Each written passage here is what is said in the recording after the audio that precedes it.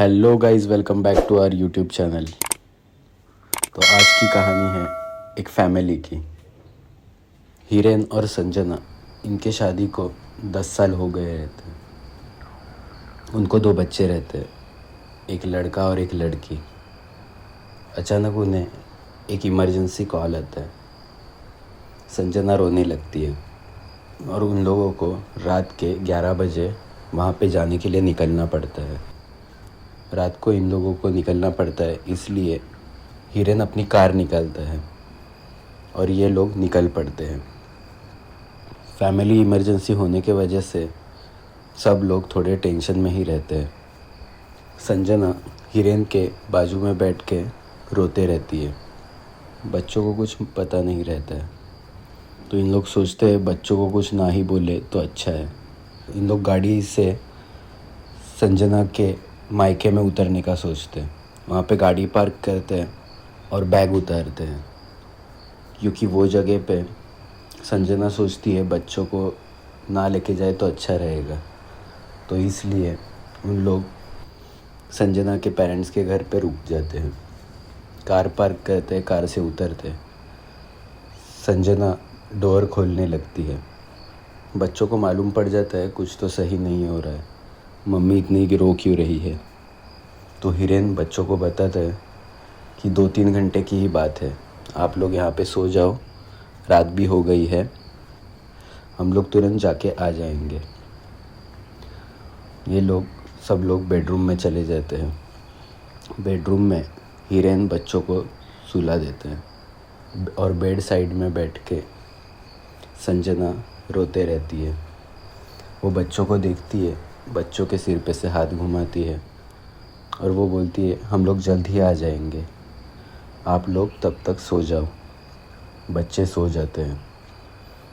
संजना और हिरेन कार से निकल जाते हैं। रात के कुछ 1-2 बज जाते हैं। संजना की जो लड़की रहती है सुमेधा, उसे रूम में किसी तरह का आवाज़ आने लगता है। वो अपने भाई को उठाती है और बोलती है मुझे किस चीज़ का तो आवाज़ आ रहा है। तो वो छोटे बच्ची का भाई अक्षित सुमेधा को बोलता है कुछ नहीं है, सो जाओ, बहुत रात हो गई है।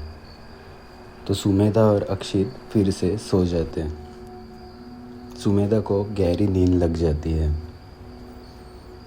अचानक उसे फिर से फील होता है कि उसकी बेडशीट कोई खींच रहा है। तो सुमेधा उठ जाती है। सुमेधा अक्षित को बोलती है भैया, मेरी बेडशीट कोई खींच रहा है। अक्षित बोलता है कोई नहीं है यहाँ पे, कौन खींचेगा बेडशीट, सो जाओ, अब बहुत रात हो गई है।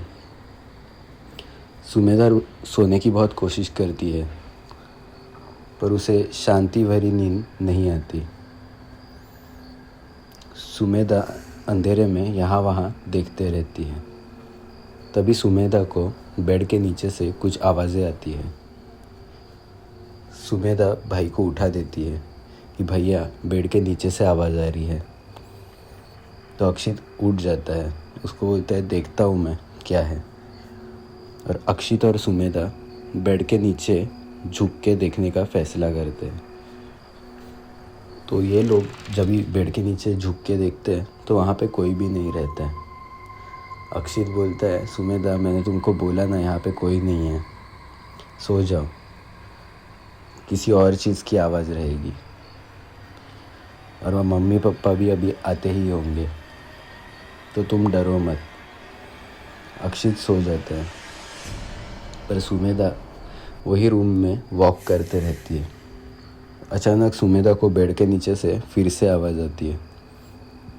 सुमेधा बेड के नीचे झुक के देखती है तो वहाँ पे उसे कुछ तो अंधेरे में दिखाई देता है।